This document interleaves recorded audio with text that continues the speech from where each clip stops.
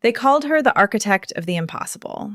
Sammy Croswell built empires on spreadsheets and silenced boardrooms with a single raised eyebrow. The industry whispers said she was made of cold calculation, a machine that traded her heartbeat for market dominance. But standing here, in the corner office on the 50th floor, with the storm raging against the floor-to-ceiling glass, I know the truth is far more dangerous. The strategy didn't fail because of the market. It failed because beneath the tailored suit and the steel facade, she was terrifyingly, beautifully human. And I was the one who found the crack in the armor. To understand the collapse, you have to understand the monument. Sammy wasn't just a CEO. She was an atmosphere. She ran Croswell Global like a high-stakes chess game, where she played every piece simultaneously. Her reputation was pristine, terrifyingly so. They said she didn't sleep. She just waited for the markets to open. Precision was her religion, and emotional leakage was a sin she didn't forgive. I came in as a specialist consultant for the merger of the decade, a high-risk acquisition that scared off 3 other firms. I wasn't there to make friends. I was there because I was the only one willing to match her hours, to live in the margins of the day where normal people went home to families and hobbies. The office itself was a temple of silence. You could hear the hum of the servers and the terrifying rhythmic click of her heels on the marble floors. When Sammy walked down the corridor, the air changed. Conversations died mid-sentence. Junior analysts suddenly found urgent fascination in their screens. It wasn't respect. It was fear. Before I even met her, the senior VPs pulled me aside. "She's a shark in Saint Laurent," one whispered, checking over his shoulder. "Don't try to charm her. Don't try to be personable. Just give her the data and disappear. If you become visible, you become a target." They spoke of her like a weather event, something to be survived rather than engaged with. But I've always been drawn to the eye of the storm. My first sighting of her wasn't in a meeting. It was from across the open plan floor, through the glass walls of her sanctuary. She was on a call, standing by the window, looking out at the city she effectively owned. From a distance, she looked like a statue. Perfect posture, immaculate hair, a silhouette of absolute control. But I watched closer. I saw the way her hand gripped the phone, knuckles white. I saw the tension in her jaw, a tiny, rhythmic clenching that betrayed the calm facade. She wasn't a machine. She was a woman holding back a tidal wave with nothing but willpower. The silence of the office felt heavy, pressurized. It wasn't empty. It was waiting. Every surface was polished to a mirror shine, reflecting the cold blue light of the monitors. It felt less like a workspace and more like an operating theater. Clinical, sterile, dangerous. I sat at my desk in the designated war room down the hall. My role was to find the flaws in the acquisition target, to dig through the financial bedrock until I found the cracks. It was tedious, exhausting work, the kind that burns your eyes and numbs your brain. But I thrived on it. I liked the puzzle. And more than that, I liked the proximity to the puzzle master. Days turned into nights, the cleaners would come and go, the city lights would flicker on, and still, her light would remain on down the hall. A beacon of relentless ambition. I started to learn the rhythm of her isolation, the specific time she ordered her double espresso, black, no sugar, the way she paced when a deal was stalling. I wasn't invisible to her, not really. I was a variable she hadn't calculated yet. I could feel her awareness when she passed my glass-walled office, a brief, sharp glance that weighed my utility. She was assessing me, not as a person, but as a tool. Was I sharp enough? Was I durable enough? Then came the summons. It wasn't an email. It was her assistant, pale and jittery, standing at my desk at 7 a.m. "Ms. Croswell wants you in the boardroom. Now." The air in the hallway felt thin as I walked toward the double doors. This was it, the inner sanctum. The VPs had warned me to stay invisible, but you can't be invisible when you're walking into the fire. I adjusted my blazer, took a breath that tasted of recycled air and anxiety, and pushed the door open. The silence inside was louder than any scream. The boardroom was a theater of corporate cruelty, chilled to preserve dead things.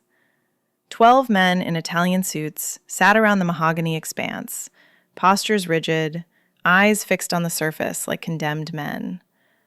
Sammy stood at the head of the room, not pacing, just existing with a terrifying stillness. Behind her, the projection screen glowed with the acquisition strategy, a sprawling web of numbers representing billions. She wasn't yelling. Yelling implies a loss of control. Instead, she spoke in a voice barely above a whisper, a low, smooth cadence that sliced through the room's humidity. She was dismantling the VP of strategy, a man named Miller, who had been with the company for 20 years. She picked apart his risk assessment with the precision of a surgeon, exposing every lazy assumption. "You're projecting a 15% synergy in the first quarter," she said, her voice devoid of inflection. "Based on what, Miller? Hope? The market eats optimism." Miller stammered, his face slick with sweat. The air thickened, heavy with the scent of fear and stale coffee. I sat in the back, the consultant in the cheap seat, watching. But then I looked at the screen, really looked at it. The projection for the logistics integration was off. It was a subtle error, buried in the appendices, a miscalculation of fuel surcharges. But it compounded. If they bought based on these numbers, the margin would evaporate by month 6. It wasn't just an error, it was a landmine. Miller was crumbling. Sammy was about to dismiss him on a premise that was even more flawed than she realized. I didn't calculate the political suicide. I just spoke. The fuel surcharge is wrong. The silence that followed was absolute. It was the vacuum after a car crash, before the screaming starts. Every head snapped toward me. Miller looked like he was about to faint. Sammy didn't turn immediately. She stood there for a beat, her back to me, staring at the screen. The tension stretched tight, vibrating in the air. Then, slowly, she turned. Her movement was fluid, predatory. She looked at me, her eyes narrowing slightly. It wasn't anger. It was something far worse. Total, focused attention. She walked down the length of the table, heels clicking a rhythmic countdown, and stopped right in front of me. "What did you say?" she asked. Her voice was soft, dangerous. "The fuel surcharge," I repeated, standing to meet her gaze. "Page 42. The model uses the 2022 average, not the adjusted forecast. It throws the logistics cost off by $12 million a quarter. You're buying a hemorrhage." I waited for the explosion. She didn't explode. She looked at me, dissecting me, searching for a flinch. For a moment, the rest of the room ceased to exist. It was just the two of us, locked in a silent duel of competence. Then she turned back to the screen, tapped a few keys, and scanned the data. "He's right," she said.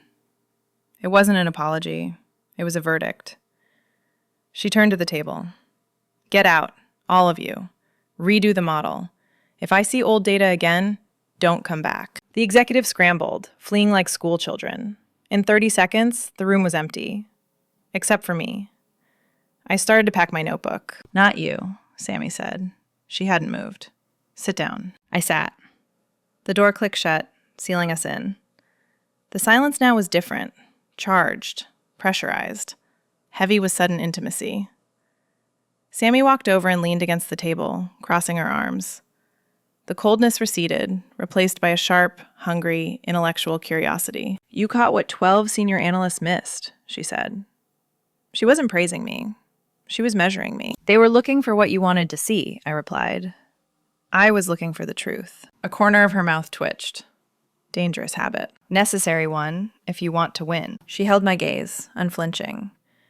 The distance between us felt short, charged with the static of two minds finding a matching frequency. "We have 3 weeks until the final bid," she said, her voice dropping lower. "I need someone who sees the cracks. You're not a consultant anymore. You're my shadow." She pushed off the table and walked toward the door. "Don't make me regret this." "I won't," I answered. She left, and the air rushed out with her. I sat there, listening to the projector hum. I had survived, but the danger hadn't passed. It had just changed shape.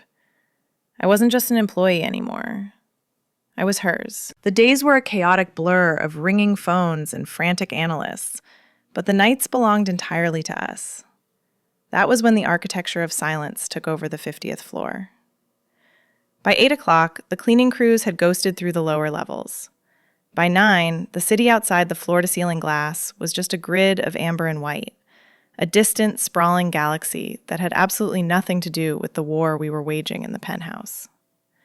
It became a ritual. The elevator would ding one last time, taking the final assistant down to the lobby, and the silence would rush in to fill the vacuum. It wasn't an empty silence. It was heavy, pregnant with the low hum of the HVAC system and the scratching of her fountain pen. We moved from the boardroom to the less formal, far more dangerous setting of her private suite. We sat side by side at a sprawling mahogany table covered in blueprints, acquisition contracts, and financial models. The proximity was a physical weight, a constant gravitational pull. During the day, Sammy was a distant figure, a blur of motion and command. Here, in the stillness, she was high definition. I learned the geography of her fatigue. I learned that when the numbers didn't align, she tapped her black Mont Blanc pen against the table in a rapid, 3-beat staccato. I learned that when she was truly tired, the perfect posture slipped, just a fraction of an inch, her shoulders curving inward as if she were protecting something fragile deep in her chest. The air between us was always charged, thick with the scent of her perfume, something complex like cedar and cold rain, and the bitter, grounding aroma of the espresso we consumed like fuel. It was an intimacy of labor. We were two mechanics working on the same engine, hands deep in the machinery, moving in a synchronized rhythm that felt practiced, ancient. Then came the Tuesday when the rhythm broke. We were reviewing the liability clauses for the 3rd time. My eyes were burning. The text was blurring into gray lines. I reached for the red file folder at the exact moment she did. It was a cliche, but in that pressurized room, it felt like a collision. My hand landed on the manila cardstock. Hers landed on top of mine. The contact was instantaneous and electric. It wasn't a spark. It was a shock that traveled up my arm and settled in the base of my throat. The silence suddenly screamed. She didn't pull away. That was the terrifying part. For 3 seconds, her cool fingers rested on my knuckles. I looked up. She was staring at our hands, her expression unreadable, her breathing suspended. Then she snatched her hand back, as if I were a hot stove. "Sorry," she murmured. Her voice was rough, unpolished. The static. "It's dry in here." It wasn't the air. We both knew it. But we let the lie sit there. We didn't work for 20 minutes after that. She stood up and walked to the window, staring out at the rain that had started to lash against the glass. "Why do you do it?" she asked, not turning around. The question hung in the reflection of the window. "Do what?" "Stay. You could be at a firm where they let you sleep. You could be normal." I looked at her silhouette against the storm. "Normal is boring, Sammy. I like the edge." She turned then, a half smile playing on her lips, sharp and knowing. "The edge is where you fall off. Or where you learn to fly." She looked at me then, really looked at me. Not as a consultant, but as a risk she was calculating. "Pack a bag," she said suddenly, breaking the spell. The mask slid back into place, the CEO returning to the surface. "The final pitch is in Chicago. We leave tomorrow. Private hangar. Don't be late." "I'm never late," I said. "No," she replied softly, gathering her papers. "You're not." She walked out, leaving me standing alone in the room that still smelled of her and the ozone of the storm. We were leaving the safety of the office. The real danger was just beginning. The transition from the tarmac was a blur of umbrellas. But once the heavy door of the town car thudded shut, the world dissolved. We were in Chicago, but we could have been anywhere. The tinted windows turned the city into a watery, abstract smear of gray. The rain drummed a relentless, chaotic rhythm against the roof, sealing us inside a capsule of leather and silence. It was just the two of us in the back, separated from the driver by a partition that felt like a mile of steel. Sammy usually used transit time to eviscerate her inbox. She treated every minute like a currency she couldn't afford to waste. But tonight, her phone sat face down on the center console, a black monolith of ignored obligations. She wasn't working. She was leaning her head back against the seat, her eyes closed, her fingers massaging her left temple in slow, pained circles. The streetlights flickered across her face, illuminating the tightness around her eyes. The iron executive wasn't plotting. She was hurting. "Migraine?" I asked. I kept my voice low, matched to the hum of the tires on the wet pavement. "A structural failure of the nervous system," she murmured, without opening her eyes. Even in pain, she spoke in corporate metaphors. "The pressure is significant." It was the first crack, the first time she had admitted to a physical limitation. I didn't offer empty sympathy. Sympathy was for people who didn't have a 9-figure deal closing in 12 hours. Instead, I reached for the bottle of mineral water in the side pocket. I cracked the seal, the sound was obscenely loud in the quiet car, and held it out to her. "Drink," I said. It wasn't a suggestion. She opened her eyes. They were glassy, unfocused for a fraction of a second before she locked onto me. She took the bottle, her fingers brushing mine. Her skin was fever hot, a stark contrast to the cool air of the cabin. The proximity in the back seat felt sudden and overwhelming. We were thigh to thigh, the leather seat forcing us toward the center. I could smell the rain on her trench coat, mixed with that signature cedar scent that seemed to get sharper when she was vulnerable. She drank slowly, her throat moving as she swallowed. When she finished, she didn't retreat to her corner. She stayed in the center, holding the cold bottle against her cheek. She turned her head toward the window, watching the rain streak the glass. I watched her reflection in the dark pane. It was a ghost image, translucent and wavering. Then I saw it. In the glass, her eyes weren't on the city. They were on me. She was watching my reflection, watching hers. She knew I saw the woman behind the title, and for the first time, she wasn't trying to blind me with glare. She didn't look away. The car idled at a red light, the engine purring beneath us. "You think this acquisition is aggressive," she said softly to the window. "It's hostile," I corrected.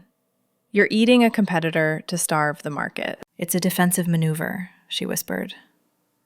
The words felt heavy, weighted with a double meaning that had nothing to do with the merger. If you control the territory, no one can get close enough to hurt you. You build the walls high enough, and you don't have to worry about what's on the other side. "The problem with walls," I said, leaning slightly closer, my voice dropping to a register that vibrated in the small space, "is that eventually you run out of air inside." She turned from the window then.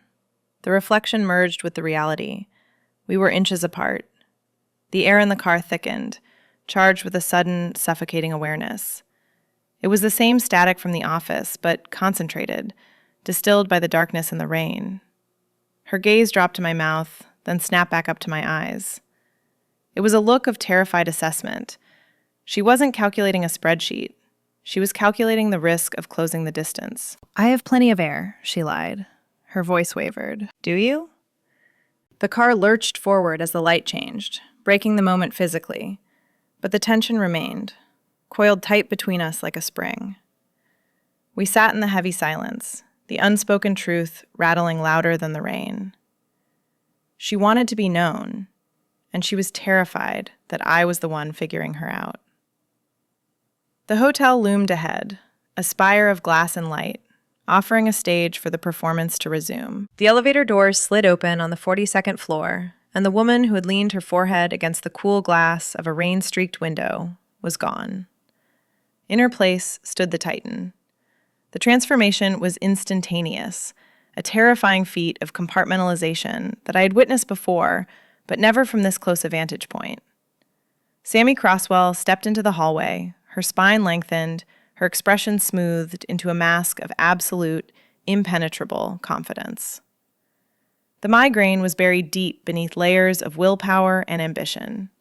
She didn't walk, she advanced. The conference room was a cavern of glass and steel, suspended over the lake, filled with the opposing counsel, a phalanx of men who specialized in intimidation. They looked at her and saw a target.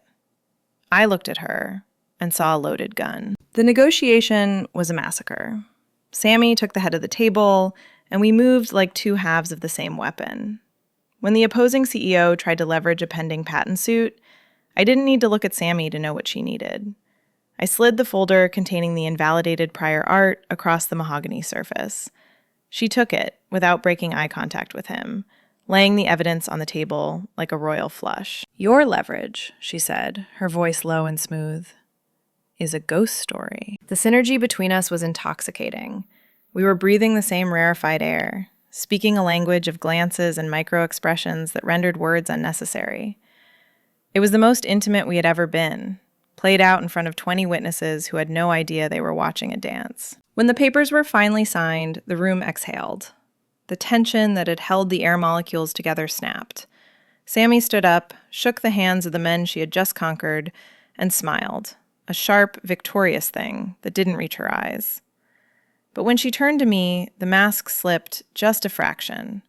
Her eyes were bright, burning with the adrenaline of the kill. We retreated to the hotel bar to wait out the rain before the flight back.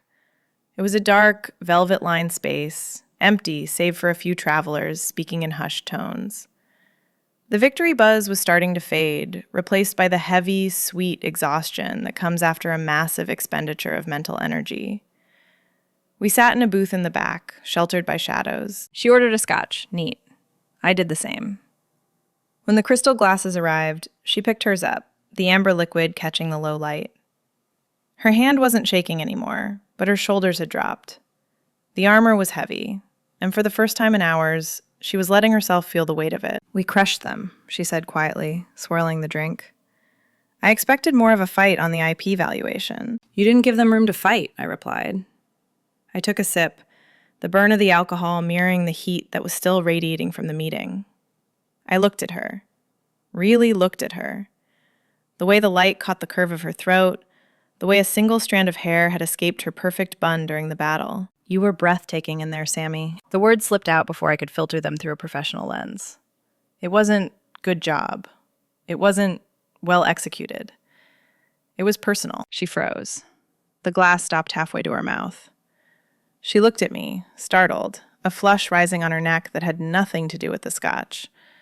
She was used to being called brilliant, ruthless, strategic.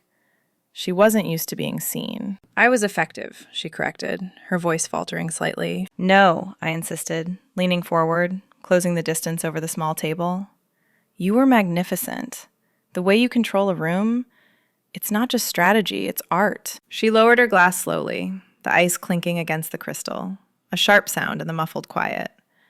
She didn't deflect this time. She didn't retreat into corporate speak. She met my gaze, and the assessment in her eyes shifted.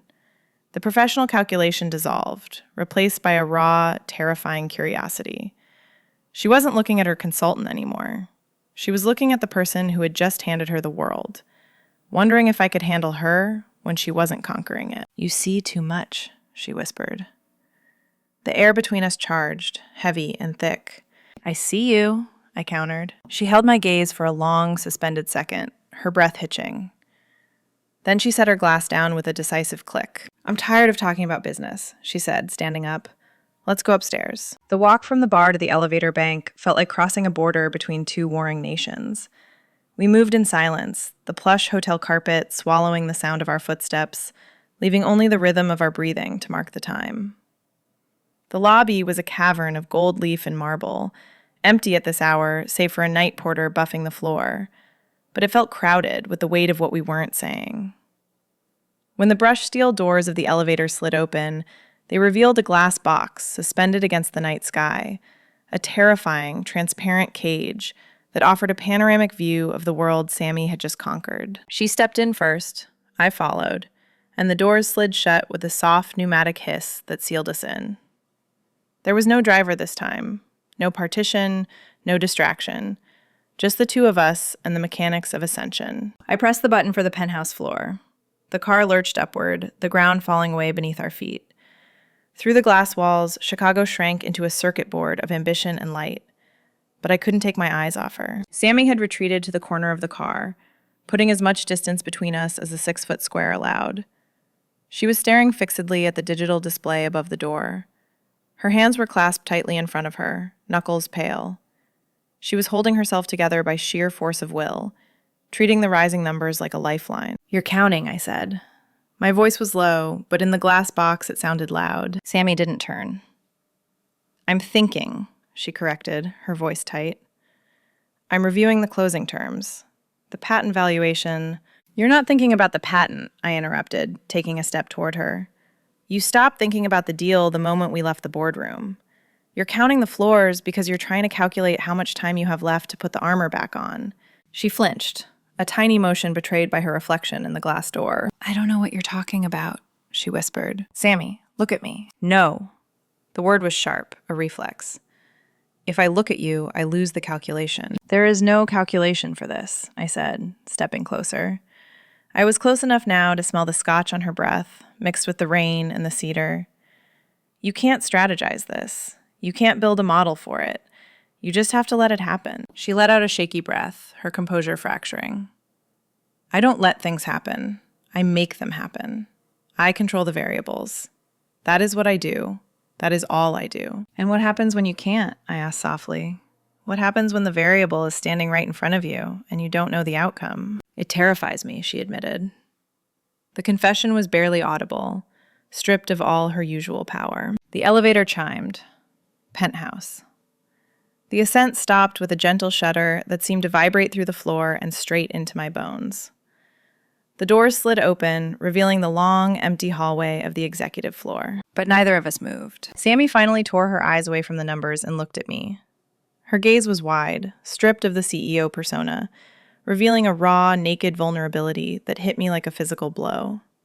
She wasn't the iron executive. She was a woman standing on a precipice, looking at the fall and realizing, with terrifying clarity, that she wanted to jump. I can't predict this, she said, her voice trembling. I know, I replied, holding her gaze. That's the point. The hallway stretched out before us, a long, silent tunnel of plush carpet and muted sconces that seemed designed to absorb sound and secrets. We walked side by side, but not touching, the air between us humming with a frequency that felt dangerous. We stopped at her door first. Suite 501. Sammy held her keycard, her fingers hovering over the sensor. The small green light blinked, a permission, a go-ahead.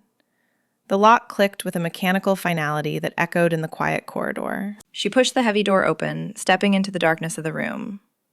I expected the dismissal. I expected the polite nod, the goodnight, the closing of the barrier that would reestablish the hierarchy. But she didn't turn around. She didn't say a word. She simply walked into the shadows and left the door ajar. It stood there, a gap of 3 inches, a slice of darkness that was more commanding than any order she had ever given in a boardroom. It was a silent, terrifying question. Are you brave enough to follow? I stood there for a heartbeat, listening to the blood rush in my ears. Crossing that threshold wasn't just entering a room. It was stepping off the map. It was leaving behind the consultant, the subordinate, the safe boundaries of a contract, and walking into the unknown territory of the woman herself. I took a breath, pushed the wood with my fingertips, and stepped inside. The door clicked shut behind me, sealing us in. The suite was vast, a cavern of luxury, bathed in the blue-gray light of the city bleeding in through the uncurtained windows. Sammy was standing by the desk, her back to me, silhouetted against the skyline she had just conquered. But the posture was different now. The steel spine was gone. She reached up, her movements slow and deliberate, and unbuttoned her blazer. The fabric, usually an impenetrable shield of Italian wool, slid from her shoulders. She let it fall. It hit the floor with a soft, defeated rustle.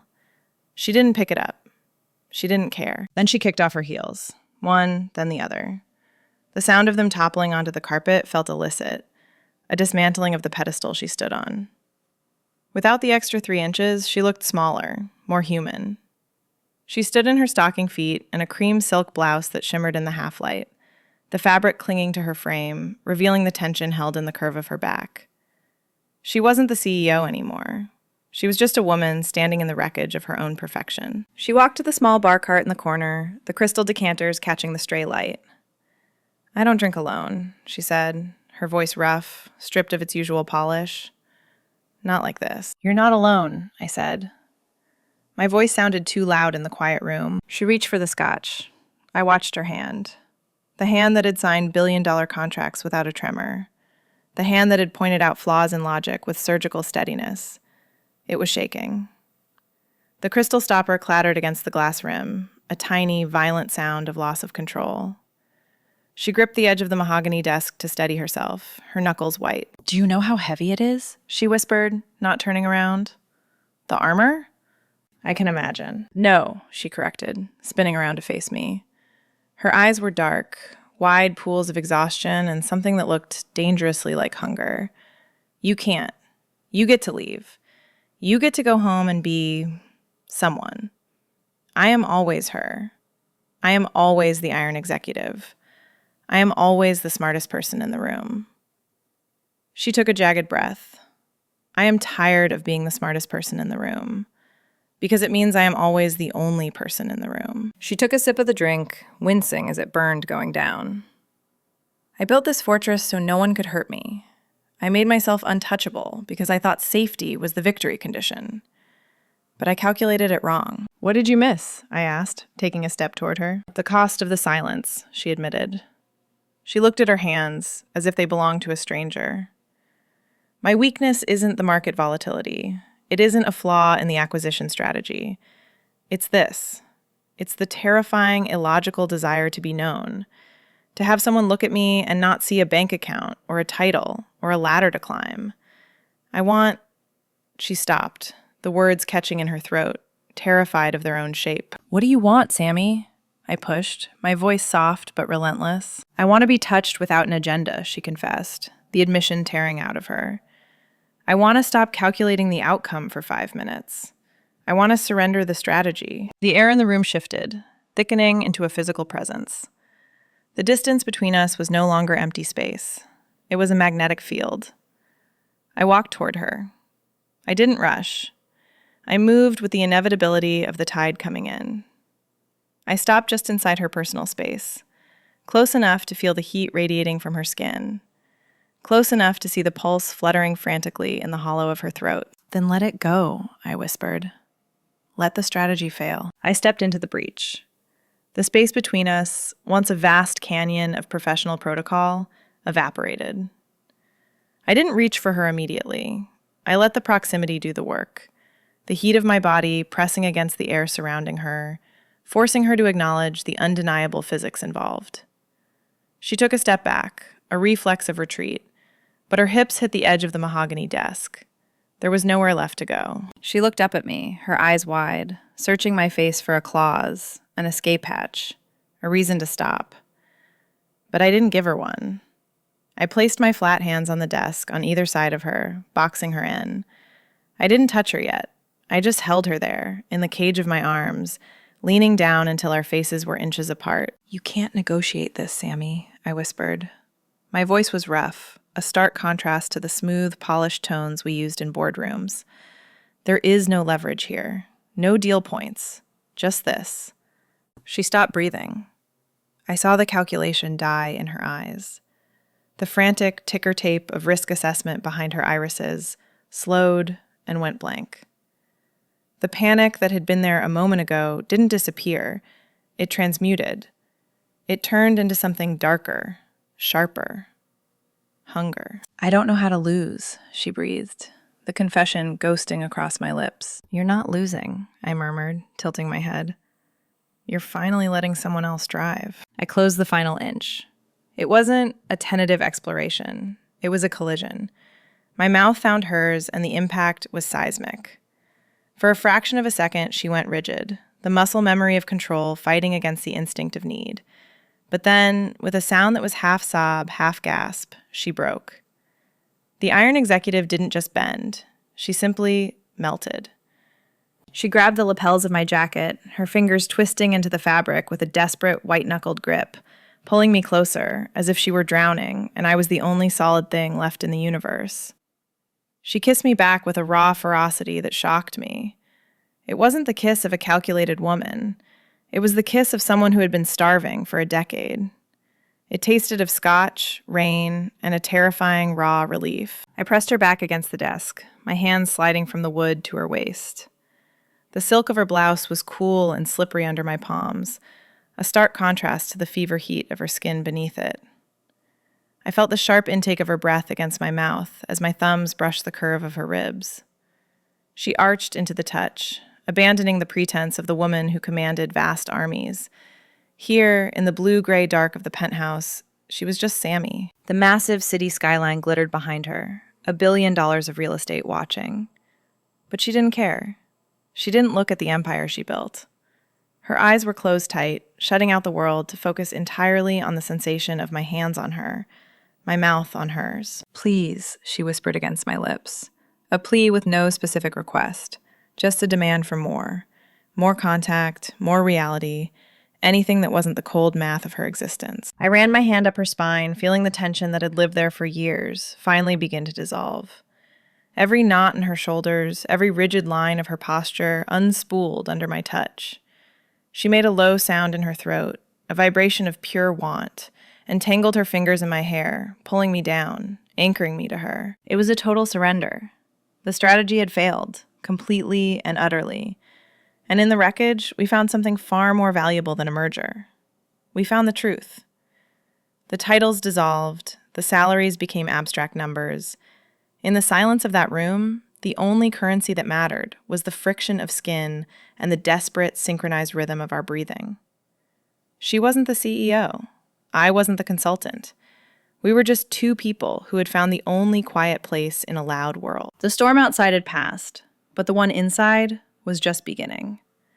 We stayed there, suspended in the aftermath of the collision, holding on to each other tightly, as if gravity had suddenly reversed. I felt the frantic beat of her heart against my chest, slowly sinking with mine. She didn't pull away. She didn't rush to fix her hair or smooth her blouse. For a long time, she just breathed, her forehead resting against my shoulder, allowing herself the terrifying luxury of being held without having to lead. The morning sun didn't bring clarity. It brought a forensic audit of our sins. I woke to the harsh, mechanical sound of a zipper sliding up.